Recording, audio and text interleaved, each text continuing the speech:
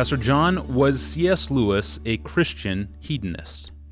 Joy led Lewis to Christ as the supreme object of his joy and the supreme source of his joy. So if we're asking the question, what's the function of joy in Lewis and does it lead to Christian hedonism, my resounding answer is going to be the function of joy was massive, and yes, it leads to Christian hedonism. I think I learned crucial elements of my Christian hedonism from Lewis. He called his autobiography Surprised by Joy. That's a massive choice that he made to tell us that what he was experiencing during his 30 unbelieving years in this thing he called the inconsolable longing, he used the German word Sehnsucht, what he was experiencing there, this northernness, was ephemeral and always disappointing, disappearing. As soon as you tried to grasp it, keep it, make it your God, it went away. He wrote this really famous line, "If I find in myself a desire which no experience in this world can satisfy, the most probable explanation is that I was made for another world."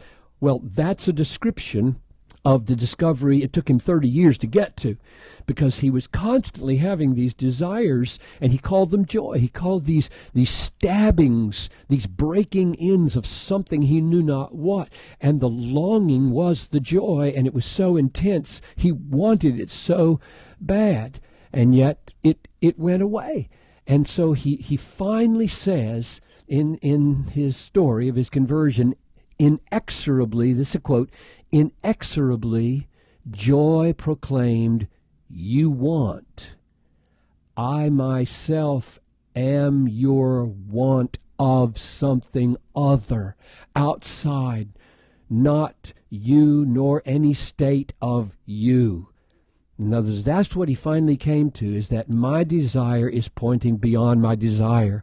And if I don't discover the God beyond my desire, the true God who awakens all my desires, who satisfies all my desires, I will live an endlessly frustrated life. So there was a quest for joy, which became a quest for the object of the joy so that the joy could be satisfied. That's how he became a Christian. So you can't overstate for Lewis the redemptive effect of joy in his life.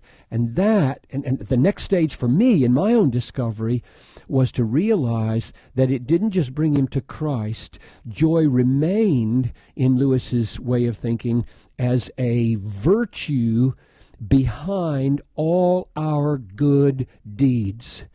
I remember, Tony, standing at a square specials book table in Vroman's bookstore, fall of 1968, on Colorado Avenue in Pasadena, California, looking down at a little blue paperback called The Weight of Glory, author C.S. Lewis. I had never picked it up in my life. I picked it up, opened, and read the first page, and the impact of that page on my Christian hedonism is huge, because that's the page where he basically says everybody is questing and pursuing joy, and the problem, he said, is not that we are pursuing happiness, but that we are far too easily pleased. And I thought, yes, that's right. The problem is not that I want to be happy. The problem is that I'm settling on happinesses that are, to use his language, like a little child making mud pies in the slum because he can't imagine what a holiday at the sea is like. I tell you, that sentence, Tony, was just explosively illuminating for me and became part of the ground of the last 40 plus years of my life's work. So that's yes, he was a Christian hedonist. And one last piece. I forget when I read it. I think I read it a year or two later, his book Reflections on the Psalms. And at the time, I was wrestling with how God-centered God seemed to be in the Bible, and I was being shown by Edwards and shown by Dan Fuller and all over the Bible that God was God-centered. And in his chapter on, I forget, something like a word on praise or something, he talked about his own struggle with God's self-exaltation, and he said it sounded like an old woman seeking compliments. Praise me, praise me, praise me, praise me. It seemed to him that God was saying all over the Psalms, and he is. And then he gives these 2 pages. I get to pages 92 and 93. I didn't even check it because I remember it so well from those days, that praise is not the constrained, dutiful add-on to delight. So you delight and say, oh, I guess I should praise it because it's so beautiful. Nobody does that. If you love something, if you delight in something, it spontaneously overflows in, isn't that beautiful? Can you believe that? And you point and you hope that somebody is standing at your side. I remember standing, reading the jokes in the New Yorker, in the library at Fuller Seminary, and laughing quietly and wishing I could point to it with somebody. And that confirmed that Lewis is right, that I want to praise this joke right here. I want to praise this cartoon right now. My joy in this cartoon will not be complete until I find somebody and say, look at this. And he argued that when God calls us to praise, he is calling us to bring our delight to consummation, which means it's not egomania, it's love.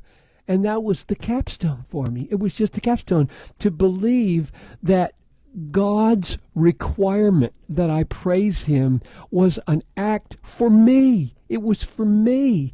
He gets the glory. I get the consummation of the joy that I have in him. So Lewis is a profound influence in my shaping of what I've called Christian hedonism, and I'll just thank God for him until I see him face to face, and can thank both him and the Father that he let me bump into him in my young years. Thank you, Pastor John. We will be studying the enduring influence of C.S. Lewis later this fall on September 27, 28, and 29 here in Minneapolis at the Desiring God National Conference.